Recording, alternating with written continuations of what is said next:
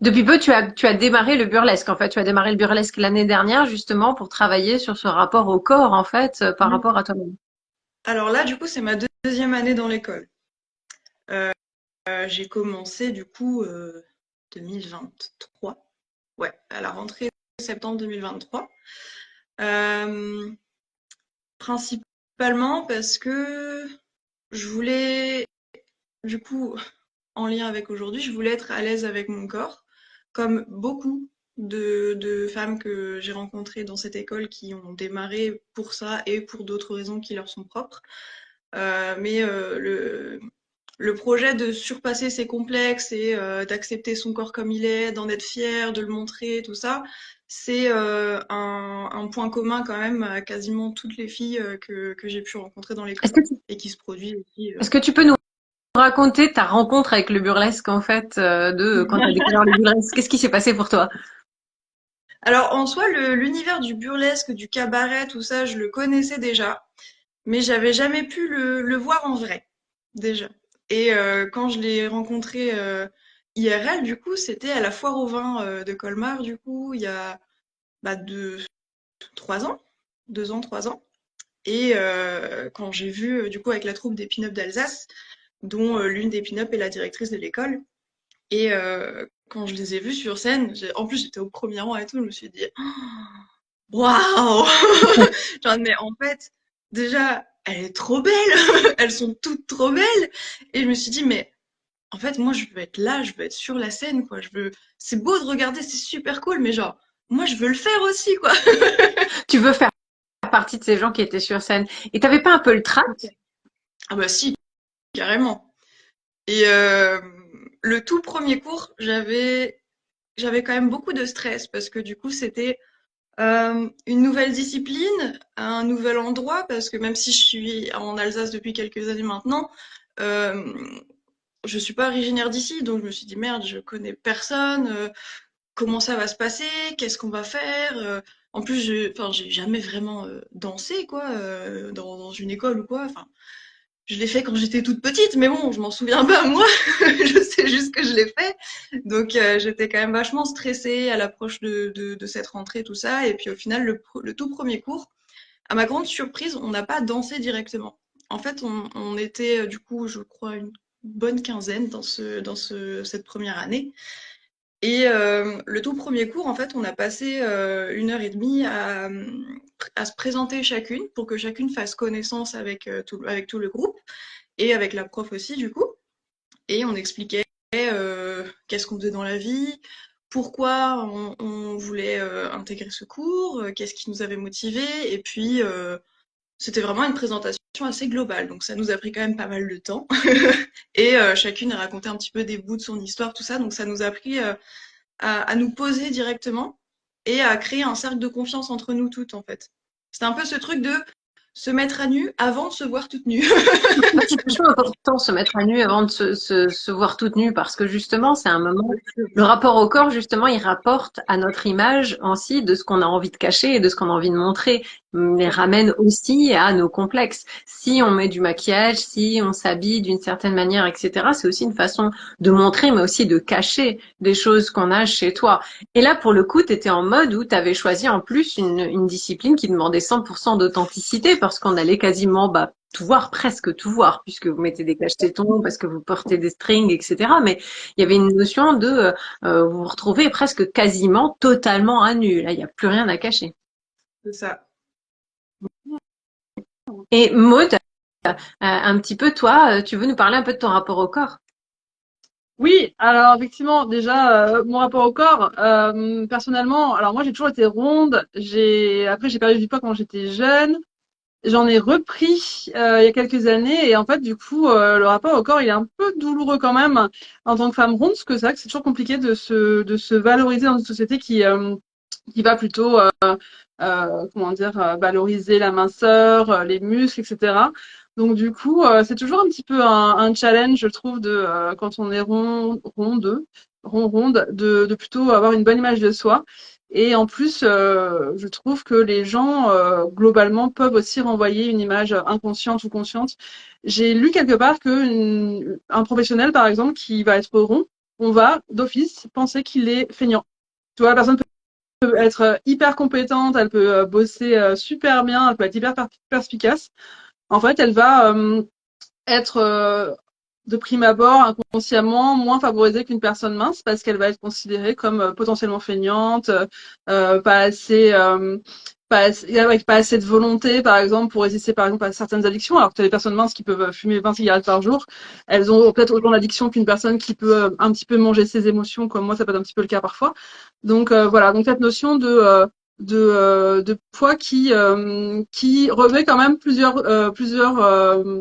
comment dire, plusieurs dimensions, je trouve, et du coup, il faut réussir à se valider et s'accepter sur différents points. Alors, je vais parler un petit peu de moi aussi, parce que forcément, le rapport au corps, il a été difficile. Pendant très très longtemps, moi, j'ai pas du tout correspondu à ce que j'attendais en fait de la féminité, de ma féminité, de mon corps. On en a déjà parlé un petit peu dans l'épisode qu'on avait fait avec Marine sur le sujet de la photo, et justement ce rapport au corps, et qui était c'est quoi un corps de femme en fait, parce que pour moi, j'avais pas un corps de femme, j'avais un corps qui était sportif, j'avais un corps qui était masculin, et j'avais un corps qui était pas assez féminin en fait à mes yeux. Donc c'était assez compliqué ce rapport au corps. Il est en fait, j'ai l'impression qu'on a tous plus ou moins une dysmorphie de notre propre corps, quel qu'il soit. C'est-à-dire que ce qu'on a, ça nous va pas. Si on a les cheveux lisses, on veut les cheveux bouclés. Si on a les cheveux bouclés, on veut les cheveux lisses. Si on a les cheveux clairs, on veut les cheveux foncés. Si on a la peau ceci, on veut la peau cela. Enfin, il y a toujours un truc qu'on a besoin de changer sur soi-même parce que je pense qu'on reçoit énormément d'injonctions socialement, qu'on reçoit énormément de messages en fait de la société qui nous dit clairement bah écoute ton corps il est pas correct, il correspond pas en fait à une espèce de norme, et puis quand on découvre en fait ce que c'est que la norme, on se rend compte que c'est un espèce de truc photoshopé qui n'est même pas atteignable. Donc c'est assez compliqué, et du coup moi ce que je voulais dire c'était parler un petit peu de ce cheminement, de cette réconciliation avec son corps, c'est-à-dire que bah, finalement, en fait, notre corps, c'est quelque chose qu'on nous a donné, entre guillemets, la vie nous a donné ce corps, et du coup, ça devient notre véhicule au travers de la vie. Il a des avantages, il a des inconvénients, il est parfait, il n'est pas parfait, il a ses imperfections, il a ses perfections aussi, parce que si on comprend quand même le fonctionnement d'un corps, c'est incroyablement parfait. Un corps, ça fonctionne très bien. Vu la complexité, ça fonctionne très très bien. Et du coup, il gagnerait peut-être à ce qu'on le respecte un petit peu plus.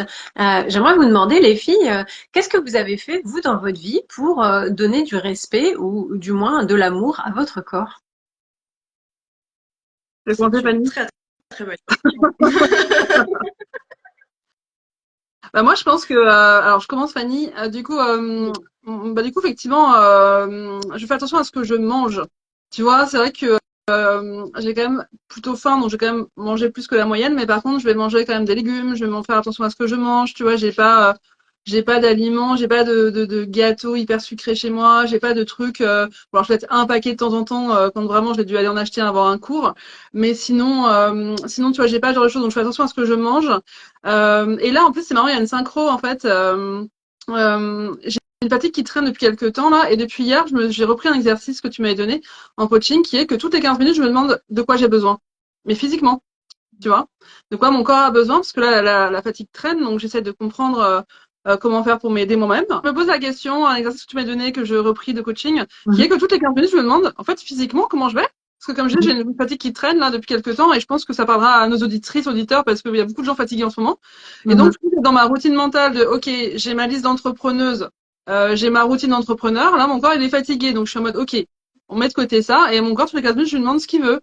Et donc, du coup, hier, tu vois, un truc que je fais jamais, en fait, c'était de la tisane à 22h. Bah, j'ai pris une tisane à 22h et c'était très bien, c'est ce qu'il fallait. Donc voilà, donc là, je fais ça, et ce matin, c'était un petit déjeuner qui était différent d'habitude. Beaucoup plus de fruits, du citron. Tu vois? Donc c'était intéressant parce que voilà, donc un exercice que tu m'avais donné que je plique là du coup depuis hier en me disant bon, là la fatigue elle passera pas avec ma mentalisation entrepreneuse, elle passera en me reconnectant à mon corps, justement le fameux rapport au corps dont on parle aujourd'hui.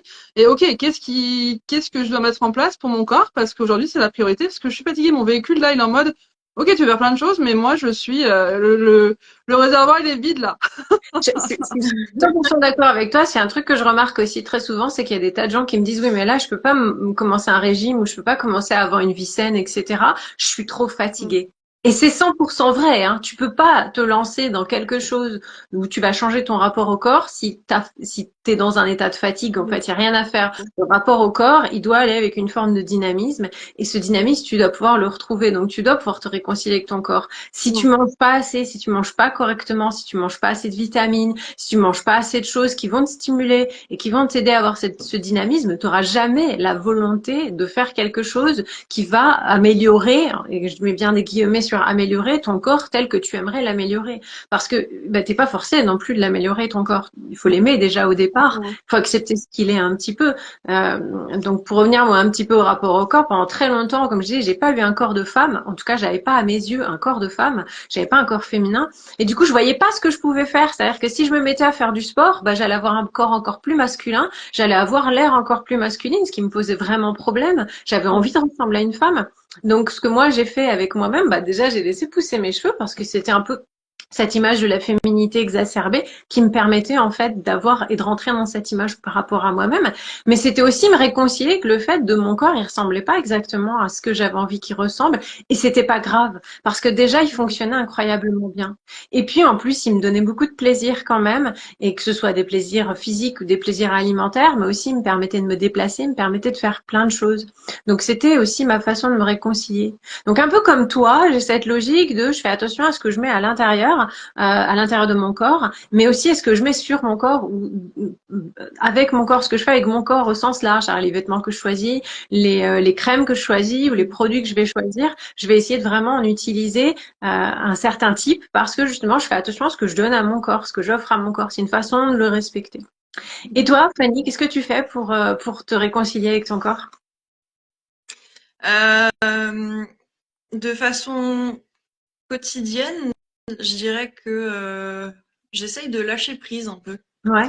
Parce que aussi loin que je me souvienne, donc on va dire à partir de la puberté, contrairement à toi, j'ai eu très vite un corps qui a été jugé trop féminin.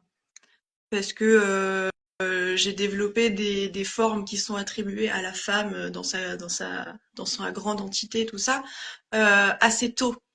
Donc ça a attiré beaucoup de regards, pas forcément très bienveillants, et aussi du coup pas mal de jalousie parce que comme j'ai été pubère assez tôt, toutes mes copines à côté, elles n'étaient pas encore quoi. Donc il y a eu pas mal de jalousie, tout ça.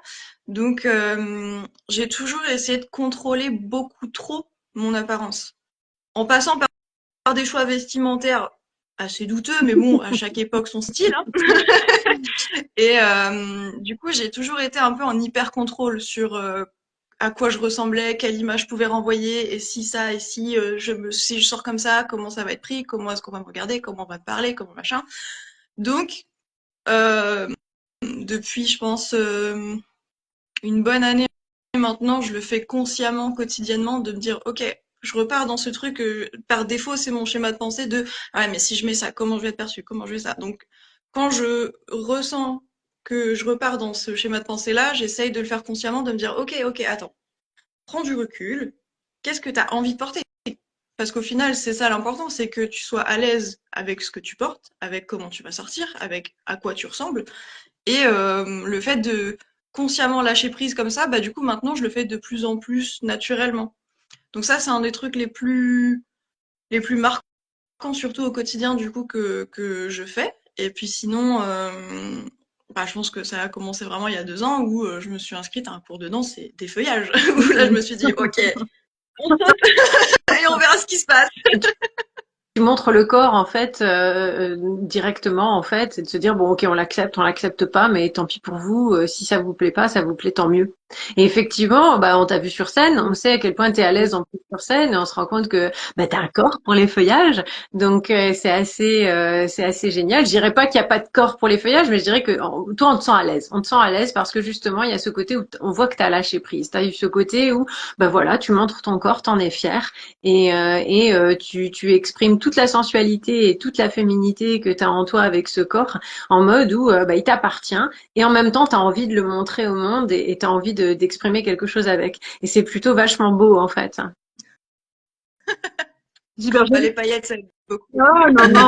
Même sur les paillettes, t'as un très beau corps. Et en plus, c'est ça qui est super intéressant, c'est que, alors, si je pense que je peux me permettre, du coup, t'as une dominante vénusienne aussi en astrologie. Et du coup, on le voit, Ah et oui. c'est super, parce que du coup, Vénus, effectivement, c'est la planète de la féminité, c'est la planète, effectivement, du charme, c'est la planète de l'attraction.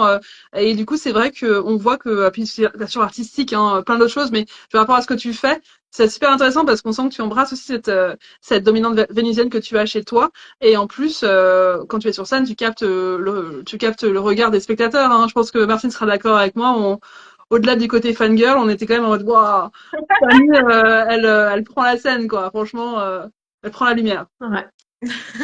J'aimerais vous poser une question et on va parler des choses qui font un petit peu mal parce que ce rapport au corps, il se construit par rapport à ce qu'on nous a dit dans l'enfance.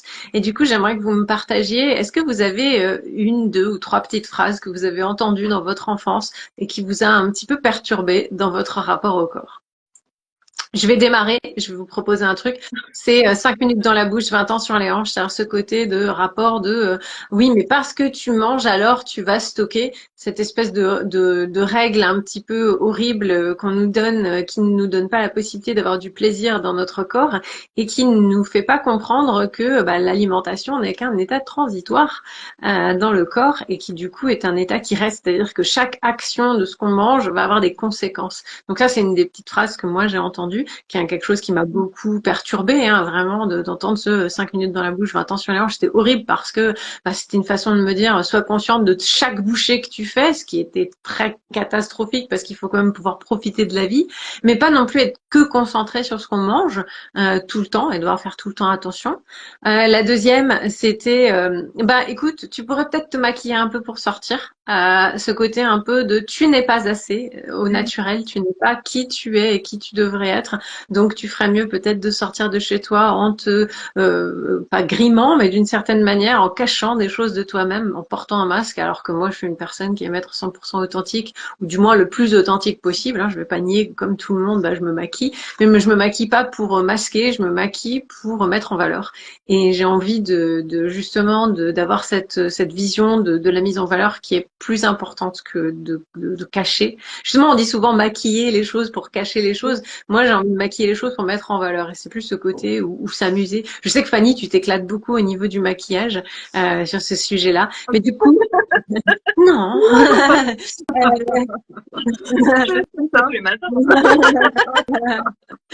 Et du coup, je voulais savoir quelles sont ces petites phrases que vous avez entendues, qui vous ont fait du mal et qui ont été vraiment problématiques. N'hésitez pas, les gens qui regardent la vidéo, si vous avez envie de partager aussi vos petites phrases.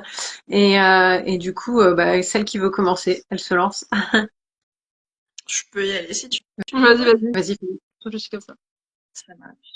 Alors, en soi, dans l'enfance, j'ai pas souvenir dans l'enfance d'avoir entendu des choses qui ont pu impacter mon rapport à mon corps, tout ça. Dans l'adolescence, beaucoup plus. Par exemple, j'avais un ancien ami qui m'avait dit que... Comment il avait sorti ça En gros, dans l'idée, c'était mais de toute façon, toi, tu perdras jamais de poids. Ta courbe, elle va faire que monter. Tu pourras, dans ta vie, tu vas réussir qu'à prendre du poids. Oh, le gars. J'étais un bad. D'accord. Donc lui, il faut savoir qu'il avait la peau sur les os. J'étais un bad, mais je peux te casser en deux quand même. Mais bon, je ne l'ai pas fait. Donc il y a eu ce premier truc-là. Après, bah, par rapport à la puberté assez jeune, tout ça, j'ai eu beaucoup de, venant des filles, quasiment exclusivement, plusieurs remarques sur le fait que j'ai les hanches plus développées, donc ça me fait un gros cul, ou bien oh là là, mais t'as vu des gros seins, machin. Que des remarques qui au final font preuve juste de jalousie parce que bah, à cette époque-là, elles n'étaient pas aussi développées, elles allaient peut-être pas l'être, tout ça. Enfin, chacun sa génétique, quoi. Donc il y a eu beaucoup de petites remarques comme ça qui ont fait que j'ai été obligée, j'ai été forcée par les autres à me regarder d'un œil pas foncièrement malveillant, mais qui a perdu la bienveillance qu'il y avait à la base en mode s'en fout. J'ai envie de dire que malheureusement enfin c'est vachement beau que tu aies réussi à relativiser, hein. C'est vachement beau que tu aies réussi à avoir cette façon de penser, de te dire en fait c'est de la jalousie, sauf qu'il n'y a pas grand monde en fait qui a cette logique-là, qui a forcément cette logique de se dire en fait on me fait une remarque sur mon corps, est-ce que ça pourrait venir tout simplement d'une insécurité chez soi? Et que du coup on essaie de projeter sur l'autre. C'est difficile d'imaginer que quand les gens te critiquent, en fait, ce n'est qu'un reflet de ce qu'ils vivent à l'intérieur d'eux-mêmes, que c'est compliqué et que ce qu'ils essayent de faire vivre à ton corps, en fait, c'est ce que eux ils ont vécu et le leur. Et c'est vachement beau que tu aies réussi à relativiser assez rapidement et de te dire en fait ça doit être de la jalousie parce que justement moi j'ai un corps de femme et c'est peut-être pas leur cas. Il y avait un peu ce côté de tu es. Moi j'ai entendu ce côté de tu n'es pas assez, toi tu as entendu ce côté de tu es trop. Et dans chacun des cas, on a dû faire la part des choses et de se dire ok puisque je suis pas assez ou puisque je suis trop, c'est peut-être une histoire de en fait je suis ce que les autres attendent peut-être de moi et d'une certaine manière en fait n'arrivent pas à attendre d'eux-mêmes. Pour repartir aussi sur le maquillage, ça m'a fait penser à autre chose aussi qui m'arrivait au collège. Pas par des enfants, mais par un adulte. Là, je me suis dit, ah ouais, t'es chaud toi quand même. En gros, au niveau du maquillage, j'ai jamais été très pressée de me maquiller en soi. Je trouvais ça joli, mais j'avais pas envie absolument de oh là là, je veux me pomponner, je veux tout machin. Et quand on a commencé à me faire des remarques, tout ça sur mon physique, j'y ai prêté plus attention. Et j'ai remarqué que j'avais quand même des cernes assez prononcées, mais en soi, en regardant les photos de famille, tout ça, j'en ai toujours eu aussi loin. Bon, pas quand je suis née, mais vraiment très peu de temps après, j'ai commencé à avoir une pigmentation autour des yeux qui est très foncée, de façon naturelle. Donc après, on a commencé à me dire ah mais t'es fatiguée ou t'es malade ou machin, et puis à force tu dis qu'est-ce qui se passe? Donc tu te analyses un peu plus. Et donc les premiers pas dans le maquillage que j'ai fait, c'était de galérer en plus un max à trouver un anti-cerne qui arrive à camoufler ça. Parce que du coup, c'était devenu un complexe de ouais, mais tout le monde me le fait remarquer, donc ça veut dire qu'il y a un problème. Alors qu'en soit non. Mais donc j'ai commencé à mettre de l'anti-cerne quand j'étais au collège, je devais être en 5e, quelque chose comme ça, donc quand même assez tôt. Et 5e, 4e, et en 3e, j'en ai eu marre. Parce que déjà se lever le matin, fallait le faire. Quand on n'est pas matinal, voilà, c'est chiant. Et en plus, du coup, je devais me lever plus tôt parce que il me fallait le temps d'émerger, de manger, de me doucher si j'avais besoin, si je l'avais pas fait la veille au soir, et de me maquiller du coup. Même si en soi c'était assez rapide, fallait quand même prendre le temps de le faire. Et en 3e, j'en ai eu marre. En fait, je me suis dit, tu sais quoi, je préfère dormir. Et tant pis si on fait des réflexions, c'est bon, j'en ai marre quoi. Et donc du jour au lendemain, en 3e, j'ai arrêté de mettre de l'anti-cerne. Et le directeur du collège m'a convoqué dans son bureau, tout ça, parce que ils étaient très inquiets pour moi avec l'équipe éducative. Et il m'a clairement demandé si je me droguais. Wow. Donc j'ai été un peu bouche bée en mode pardon. Donc j'étais en mode comment ça je me drogue? Genre monsieur, j'ai à peine 13 ans, 14 ans. Non, je ne me drogue pas. Et je lui ai demandé pourquoi il me posait cette question-là. Il m'a dit ouais, mais parce qu'on a remarqué que t'es quand même très cerné, t'as les yeux des fois un peu gonflés et tout. On se pose des questions, tout ça. Donc, j'étais en mode écoutez non, j'ai juste arrêté de me maquiller en fait. J'ai senti un peu con. Perso, tu leur as pas dit, vous me fatiguez, du coup, ça, mon corps, vous me fatiguez. Les humains. C'était mal à la con, j'ai été tellement prise au dépourvu que, genre, comment c'est possible que tu demandes ça à une enfant? Bien sûr. Qui, en plus, mon comportement n'avait absolument pas changé parce que on sait très bien que le maquillage, ça n'influe pas sur ton comportement. À la limite, tu peux te la péter un peu plus parce que t'es pimpé, mais voilà, ça change pas foncièrement au point que tu te dises « Ouh là là, il est drogué ». C'est difficile. Maud, c'est quoi tes petites phrases? Alors moi déjà, je suis née dans une famille qui valorise beaucoup la minceur. Et moi, je suis née, je faisais presque 4 kilos. Donc déjà, désolée maman pour l'accouchement, ça n'a pas dû être facile. 3 jours de retard, 4 kilos, le lion en mode « I'm a fucking lazy lion ». Ah, mais c'est ça.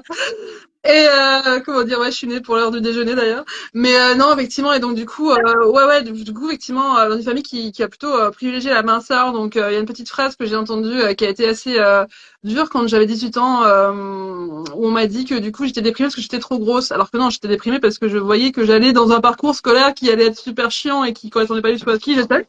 Mais effectivement, en gros, comment dire, voilà, donc il y a cette petite phrase qui fait que j'ai fait un gros régime où j'ai eu un début d'ulcère, j'ai eu un mononucléose, enfin, je suis arrivée à un poids qui était très valorisant pour le schéma familial. J'étais très mince, mais c'était pas du tout mon poids de forme. En fait, j'ai toujours été ronde. Et en plus, j'ai les os qui pèsent lourd déjà. Donc du coup, c'est que le poids de forme de certaines personnes. Et non, non, mais en plus, sans rigoler en plus. Hein. Tu vas intervenir, Martine? Ouais, ouais, tu viens de dire un truc très important, c'est que souvent la valeur d'une femme, elle est due à sa beauté. Et que justement, tu viens de dire, t'avais une apparence qui était une apparence de valeur pour ta famille. Et c'est souvent une injonction aussi du corps de la femme qui est, bah oui, en fait, de toute manière, toute la valeur qu'une femme peut avoir, c'est sa beauté. Et sa place sociale est souvent déterminée par une forme de beauté. Oui, et puis Oui, en plus, parce qu'on s'en fout qu'elle parle et qu'elle aligne 3 mots correctement, hein, tant qu'elle est belle. C'est ça, ouais. ouais, tout à fait, tout à fait. Et en plus, j'ai pas non plus compris plutôt qu'il y a peut-être aussi de la jalousie de certaines personnes, parce qu'effectivement, quand j'ai beaucoup maigri, oui, je correspondais mieux, mais disons que j'avais perdu toute cette féminité, parce que j'étais hyper bien foutue avant ce régime. Donc j'étais ronde, mais vraiment pas, vraiment très bien proportionnée, quoi. Je faisais du 40 avec un 90, et vous voyez, j'étais quand même, ça allait, quoi. Et en fait, je pense que là, du coup, voilà, après j'ai perdu et j'ai passé vraiment beaucoup d'années de conflits entre être restée très mince ou reprendre du poids. Mais j'arrivais plus à retrouver ce corps que j'avais assez 18 ans. Donc j'ai eu, pardon, mes fats se battent, je suis désolée. Effectivement, j'ai eu, comment dire, j'ai eu un peu ce moment, et je suis en train d'en sortir là. Mais c'est pas complètement fait ce moment de ok, quel est le poids que moi j'ai envie d'avoir. Je suis un peu restée focus sur ce truc de ces 18 ans où je me trouvais super belle et en fait si j'avais eu plus de caractère, si j'avais effectivement été peut-être mieux dans ma peau et si j'avais effectivement su me défendre moi-même, je n'aurais pas fait ce régime parce qu'en plus la conséquence a été complètement désastreuse. J'ai passé le bac en bon petit soldat avec un mononucléose, donc j'avais un truc toutes les semaines, un phlegmon, 42 fièvres, etc. Bon, j'ai eu mon Ouais. bac, tout va bien, mais sur le coup j'étais en mode ok, super. Et du coup, j'ai perdu ce corps qui, moi, me convenait. Donc ça, en même temps, Mm. encore une fois, je ne suis pas en victimisation. C'est pour dire que vraiment, ce truc-là m'a marqué. Et après, j'ai aussi très longtemps, mais depuis le collège, eu ce sentiment de ne pas être jolie, de ne pas plaire aux hommes. Et parce que je suis hétérosexuelle, donc c'était ce qui m'intéressait, de plaire aux hommes. Effectivement, et j'ai eu ce truc de voilà, j'avais besoin de cette reconnaissance. Et ça encore, j'ai encore aujourd'hui à 41 ans. Et du coup, c'est pareil. Là, j'ai décidé il y a c'est assez frais, donc c'est pour ça que ce sujet, c'est rigolo. Il y a une synchro de mon côté. Et c'est vrai que j'ai décidé voilà de nourrir l'amour de soi, bien sûr en général, mais aussi sur le corps, sur le physique et plus écouter mes besoins que à quoi j'ai besoin de correspondre. Et du coup, voilà. Et après, au niveau des autres phrases, je pense que c'est, oui, aussi mon nez, pour finir sur la troisième phrase, qui était plutôt cette notion de, quand j'étais ado, mon nez a grandi tout seul avec mes pieds. Voilà. Ça aurait pu lancer une carrière, hein. Ça aurait pu lancer une carrière, mais voilà, j'étais pas assez drôle pour ça. Donc, du coup, effectivement, en gros, j'ai eu cette phase aussi à l'adolescence où bah du coup forcément je me suis fait énormément chambrer. Et par contre ça c'est dépassé, c'est que maintenant j'ai vraiment l'appréciation de mon visage et ce nez en fait, en plus j'ai un très bon ressenti. Donc du coup ce nez je me dis j'avais besoin d'un grand nez dans cette vie. Voilà. Donc ça c'est dépassé. C'est pour sentir les bons Pour plans. sentir les plans et sentir les bons plans et sentir les situations. Exactement. J'aimerais vous poser une question sur aussi un petit peu le futur, parce que avoir un rapport à son corps, c'est avoir un rapport dans le temps. On a beaucoup ce rapport du c'était mieux avant, c'était quelque chose qu'on on a vu évoluer son corps en fait avec le temps. Et puis forcément, bah, arrivé vers un certain âge, en tout cas modément, on est en train de passer par cette phase-là justement, et c'est ce qu'on appelle la phase de la quarantaine. Que, en fait, quel est le rapport avec le vieillissement et de sortir un petit peu faut comprendre un truc, c'est que les femmes reçoivent à peu près une injonction par rapport à leur corps par jour. au moins une injonction par jour par rapport à leur corps. Donc ça veut dire qu'une femme, d'une certaine manière, va recevoir une injonction d'une façon ou d'une autre, que ce soit par une publicité, par une présentation, par un élément sur Instagram, par une personne qui va être à l'extérieur, qui va juger son apparence ou qui va lui donner l'impression qu'elle doit juger son apparence. Donc elle reçoit une injonction par jour. Et parmi ces injonctions qu'elle reçoit, beaucoup de ces injonctions sont liées au fait que son corps va vieillir. Et que du coup, comme son corps a de la valeur que parce que justement, bah, c'est un rapport avec sa beauté, de parler un petit peu de vieillissement et de rapport au vieillissement. Alors Fanny, je sais que toi, tu es un peu au début et que du coup, c'est pas encore un sujet qui t'atteint beaucoup, mais Maud, peut-être que c'est un sujet aussi qui te touche, mais comment vous vivez en fait l'idée de vieillir? Alors, je commence, Fanny, je te laisse le temps de réfléchir. Effectivement, déjà, par rapport à ce que tu viens de dire, je voudrais revenir sur une chose et après je te réponds, c'est que je pense que j'ai enfin compris, après des années, que les complexes font vendre. Et ça, j'ai mis du temps, hein. Quand j'avais ton âge, Fanny, mais j'ai dû acheter des tonnes de crèmes. Voilà, je faisais énormément de sport. Je luttais contre mon corps et contre mon physique. Et lorsque là, j'ai compris vraiment que les complexes font vendre, du coup, tu vois, j'ai plus du tout de crème anti-rides, j'ai plus de trucs comme ça. Je suis vraiment pas là-dedans, enfin, plus là-dedans. Je suis plus sur quels soins naturels, quels soins voilà, et bon pour ma peau, va pas être bourré de perturbateurs endocriniens ou de polluants éternels. Enfin voilà, ce genre de choses. Donc un autre réflexe. Je pense que tu dis un truc aussi qui est très vrai, qui est ce qu'on reçoit beaucoup comme injonction, c'est que la cellulite, qui est un élément naturel du corps féminin, est quelque chose qui est vu comme une maladie.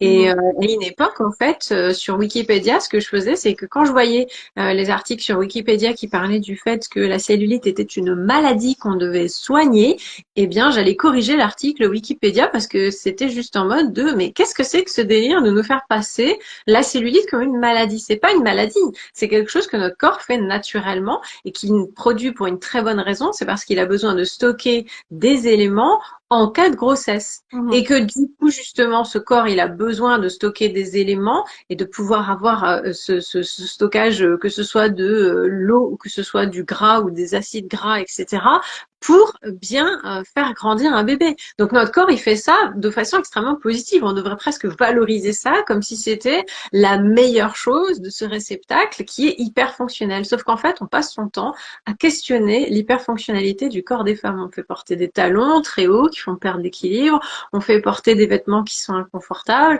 et puis on stigmatise cette cellulite. Donc oui, je suis 100% d'accord avec toi sur le fait que les complexes font vendre. Oui, complètement. Et d'ailleurs, ça c'est intéressant parce que c'est toi qui m'en avais parlé aussi en coaching. Et c'est vrai que là, il faut que je continue à muscler le sujet. Mais c'est vrai que le regard des hommes n'est pas du tout celui de la société sur les femmes. Les hommes qui aiment les femmes, hein. On parle pas des hommes qui sont dans leur masculinité toxique et qui justement qui comment dire qui vont.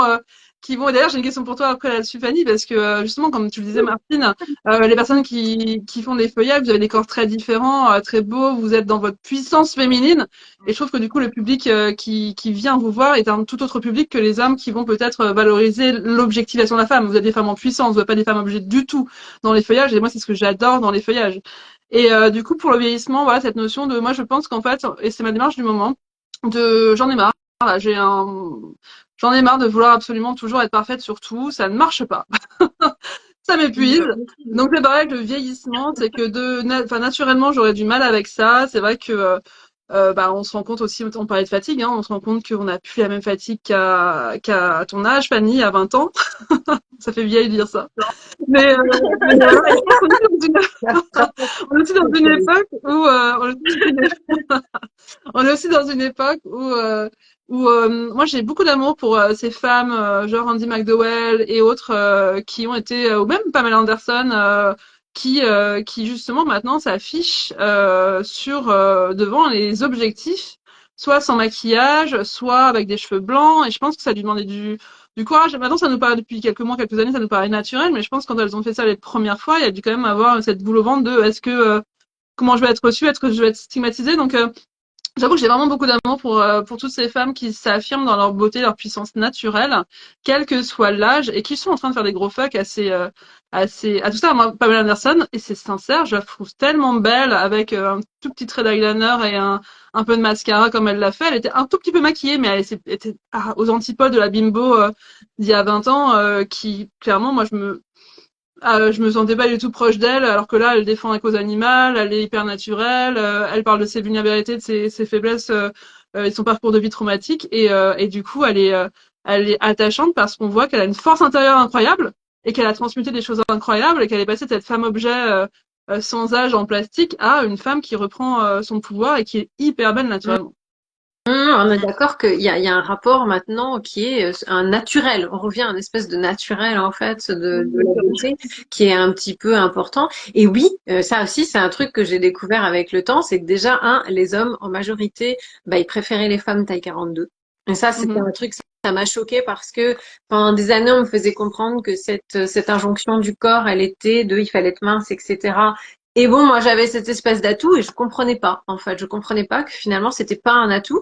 Et en fait, j'ai compris plus tard que bah oui, effectivement, parce que si je correspondais pas à ce que moi j'avais de la féminité, c'est parce que justement, je comprenais ce regard que les hommes avaient sur le corps, qui était que bah oui, ils préféraient des femmes qui avaient des formes la plupart du temps. On dit avec des femmes un petit peu plus shapy.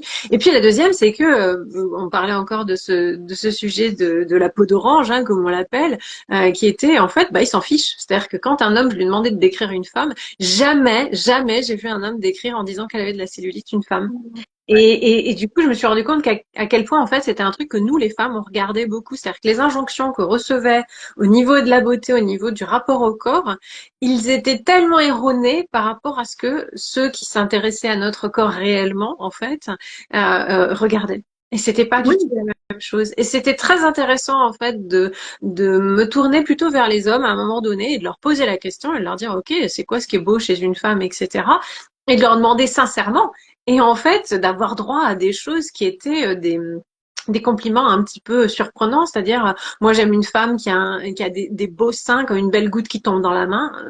Genre ce genre de descriptif, c'était assez genre ok. Donc en fait, c'est vraiment en termes de mouvement, en termes de palpation, en termes de relief, en termes de chaleur aussi, de texture. Genre on aime les femmes qui sont douces, qui sentent bon, enfin ce genre de choses. Donc du coup, c'était tout d'un coup une espèce de perception qui était en mode genre ah oui en fait c'est pas du tout ce qu'on m'avait raconté. Moi on m'avait dit que il fallait pas hésiter à mettre 4 tonnes de plâtre sur la figure quitte à avoir la peau qui colle. Il fallait pas hésiter à mettre des poches à l'intérieur de ses seins ou à l'intérieur de son corps pour créer des faux reliefs, mais en fait au toucher c'était pas du tout agréable.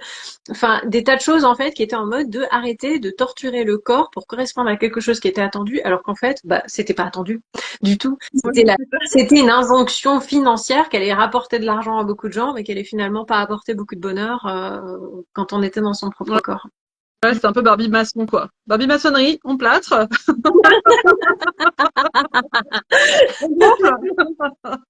Ouais. Non, tout à fait d'accord avec toi, hein. Intéressant. Et d'ailleurs, tu vois, je me suis acheté un magazine féminin là, pour prendre le train. Ça fait des années que j'en ai pas acheté, mais là, le titre m'avait plu. Je ne cite pas le titre, mais tu vois, c'est vrai que j'ai été agréablement surprise parce que ça fait des années. Enfin, j'étais plus des grands magazines féminins, à part peut-être Paulette ou autre, on va des choses un peu plus féministes parce que c'était à chaque fois hyper chiant, quoi. Et comme tu le disais, il y avait des injonctions toutes les pages, et là, en fait, la ligne éditoriale a changé. Et je me suis dit, ok, je pense que ça, c'est bon signe. Parce que ça veut dire que les femmes ne devaient plus aller vers ce genre de magazine en disant mais c'est bon, j'en ai marre, MeToo, MeToo Ah, il a, était temps, hein. justement a fait son œuvre de casser certains sujets et heureusement et du coup même eux ces magazines-là qui avant nous pendant notre enfance, notre adolescence nous ont construit avec ces schémas comme tu disais de pensée hyper contraignants, j'ai l'impression que ça change en tout cas et qu'il y a un autre discours qui est porté.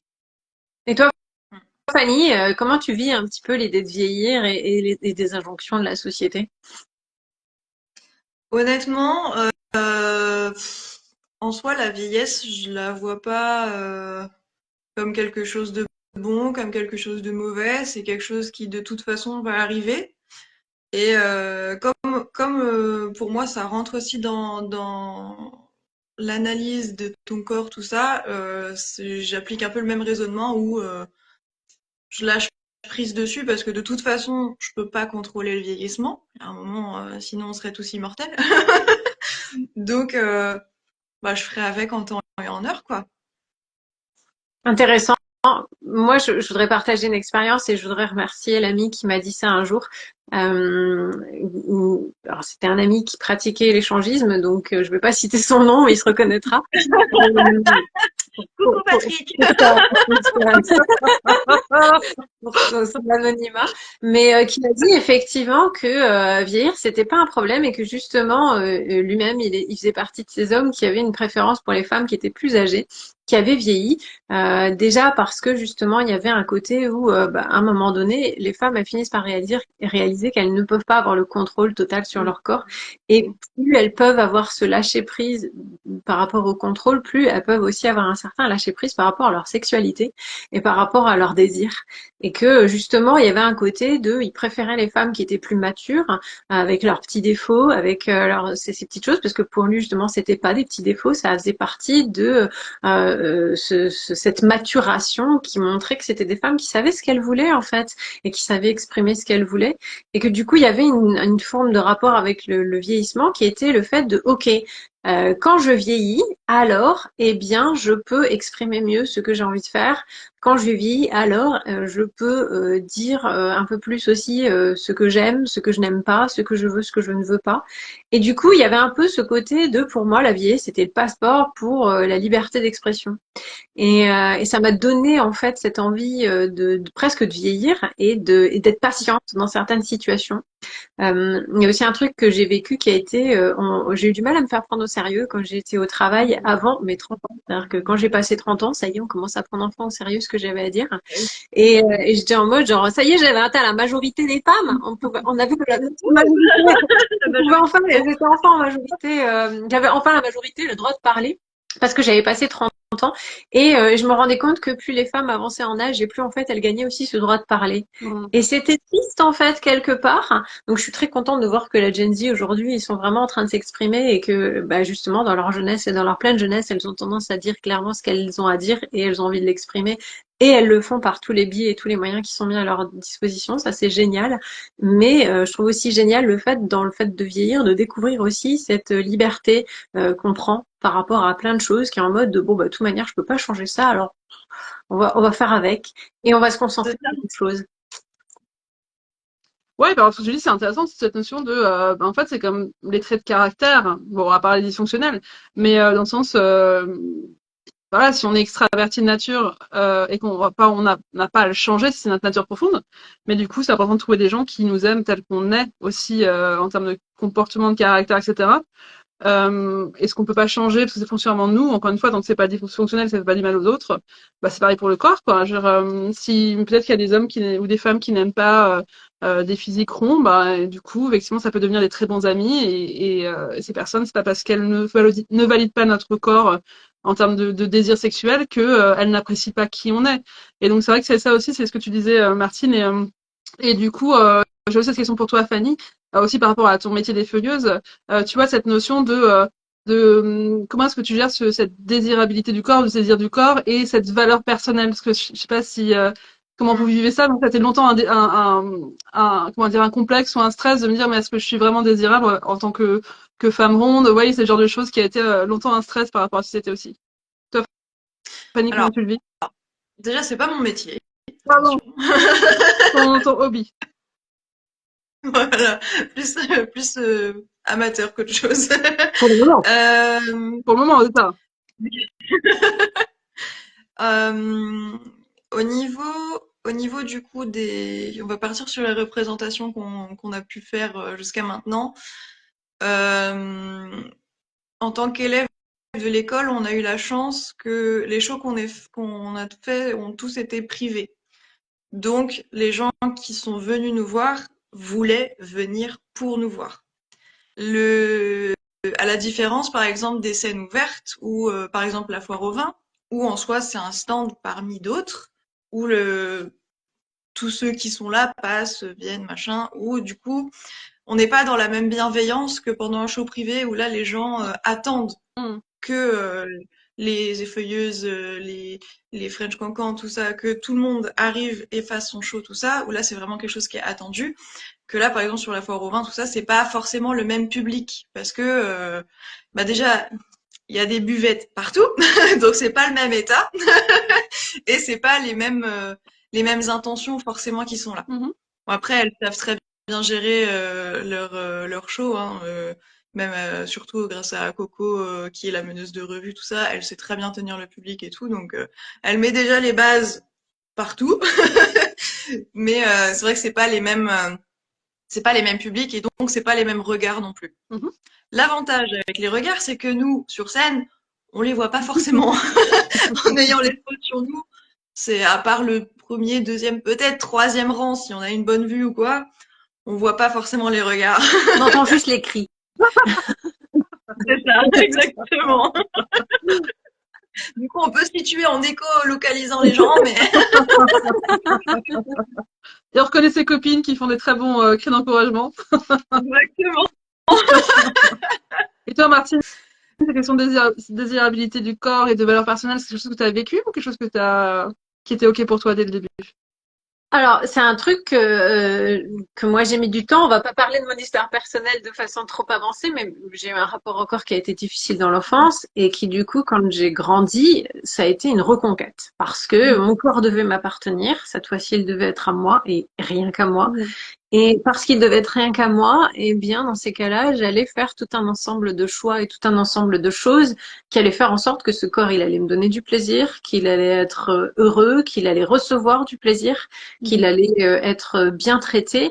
Et même si j'ai eu des périodes de ma vie où, bah, comme toutes les femmes, forcément, j'ai torturé mon corps, j'en reste pas moins face à ce corps très dubitative et très fière aussi de me rendre compte à quel point quand même il est incroyable mon corps malgré les années, malgré plein de choses et qu'il ne cesse pas de me surprendre et je cesserai pas de l'aimer pour ça parce que justement il m'a emmené dans des endroits incroyables, il m'a fait vivre des choses incroyables et il m'a rendue incroyablement heureuse quoi qu'il en soit. Voilà. Est-ce que vous voulez rajouter un petit mot de la fin? Non, c'est un très joli mot de la fin. Lâcher prise, c'est Lâcher important.